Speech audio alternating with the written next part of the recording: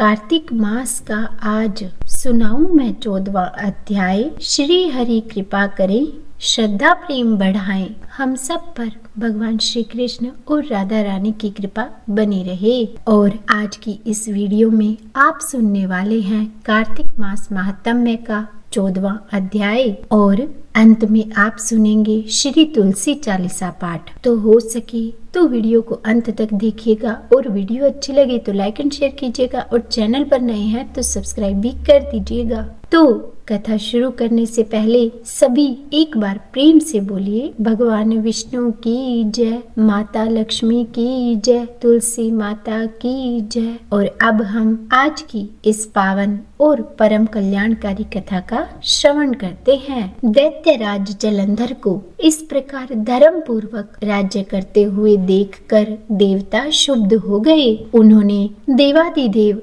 शंकर का मन में स्मरण करना आरंभ किया। तब भक्तों की कामना पूर्ण करने वाले भगवान शंकर ने नारद जी को बुलाकर देव कार्य की इच्छा से उनको वहां भेजा। शंभु भक्त नारद शिव की आज्ञा से देवपुरी में गए। इंद्रादिक सभी देवता व्याकुल होकर शीघ्रता से उठ नारद जी को उत्कंठा भरी दृष्टि से देखने लगे। और फिर सभी देवताओं ने अपने सब दुखों को नारद जी को बताया और उन्हें नष्ट करने की प्रार्थना की। तब महर्षि नारद जी ने उनसे कहा कि मैं सब कुछ जानता हूँ, इसीलिए अब मैं दैत्यराज जलंधर के पास जा रहा हूँ। ऐसा कहकर नारद जी देवताओं को आश्वासित करके दैत्यराज जलंधर की सभा में आए। तब जलंधर ने नारद जी के चरणों की पूजा की और फिर उनसे हंसते हुए कहा कि हे ब्राह्मण, कहिए आप कहाँ से आ रहे हैं और यहाँ मेरे पास क्यों आए हैं? अगर मेरे योग्य कोई सेवा हो तो उसकी आज्ञा दीजिए। तब महर्षि नारद जी प्रसन्न होकर दैत्यराज जलंधर से बोले कि हे महाबुद्धिमान जलंधर, तुम तो धन्य हो। मैं स्वेच्छा से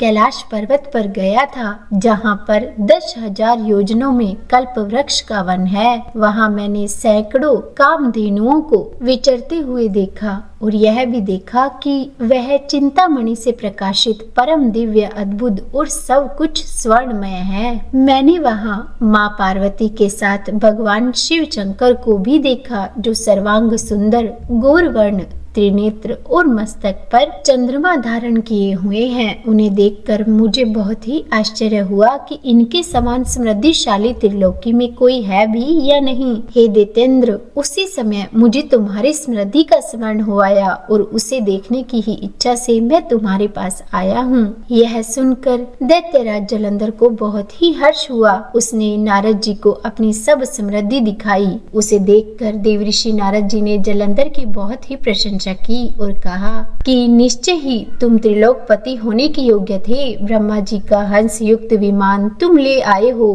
और दूलोक, पाताल और पृथ्वी पर जितने भी रत्नादि है सब तुम्हारे ही तो है।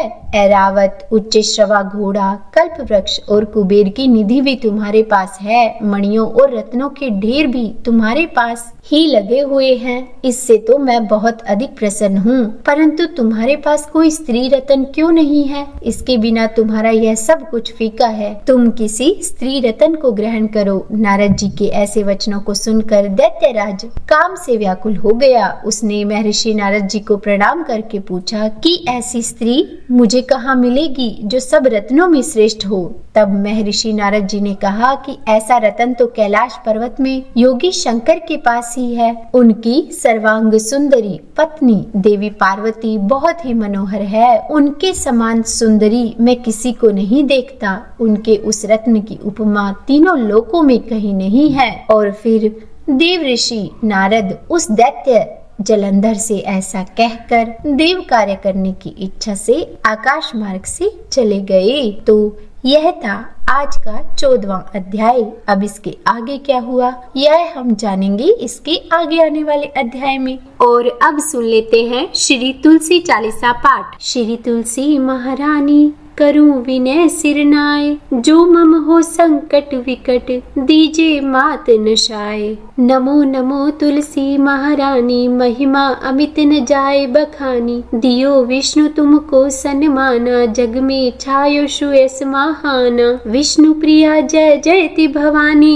तिहु लोक की हो सुख खानी, भगवत पूजा कर जो कोई, बिना तुम्हारे सफल न होई। जिन घर तव नहीं होए निवासा, उस पर करहि विष्णु नहीं बासा। करे सदा जो तव नित सुमिरन, ते ही के काज होय सब पूरन। कार्तिक मास महात्म तुम्हारा, ताको जानत सब संसारा। तव पूजन जो करे कुवारी, पावे सुंदर वर सुकुमारी। करे जो पूजन नित प्रति नारी, सुख संपत्ति से होय सुखारी। वृद्धा नारी करे जो पूजन, मिले भक्ति होवे पुलकित मन। श्रद्धा से पूजे जो कोई, भवनिधि से तर जावे सोई। कथा भागवत यज्ञ करावे, तुम बिन नहीं सफलता पावे। छायो तब पर ताप जग भारी, ध्यावत तुम ही सकल चित धारी। तुम ही माति यंत्रण तंत्रण में, सकल काज सिद्धि हो क्षण में। औषधि रूप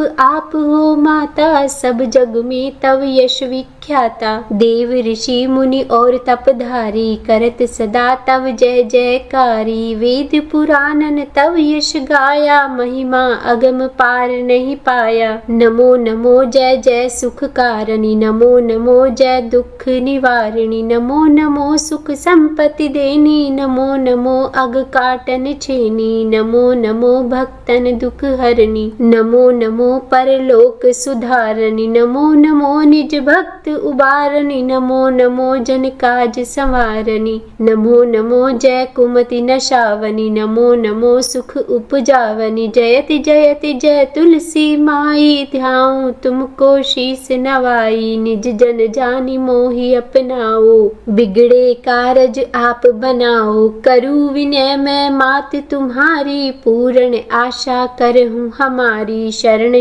चरण कर जोरी मनाऊं, निश दिन तेरे ही गुण गाऊं। करहूं मात यह अब मोह पर दाया, निर्मल होए सकल मम काया। मांगू मात यह वर दीजे, सकल मनोरथ पूर्ण कीजे। जनु नहीं कुछ नीम अचारा, समहु मात अपराध हमारा। 12 मास करे जो पूजा, तासम जग में और न दूजा। प्रथम ही गंगा जल मंगवावे, फिर सुंदर स्नान करावे। चंदन अक्षत पुष्प चढ़ावे, धूप दीप नैवेद्य लगावे। करे आचमन गंगा जल से, ध्यान करे हृदय निर्मल से। पाठ करे फिर चालीसा की, स्तुति करे मात तुलसा की। यह विदित पूजा करे हमेशा, ताके तन नहीं रहे कलेशा। करे मास कार्तिक का साधन, सोवे नित्य पवित्र सिद्ध जाहि। है यह कथा महा सुखदाई, पढ़े सुने सो भव तर जाई।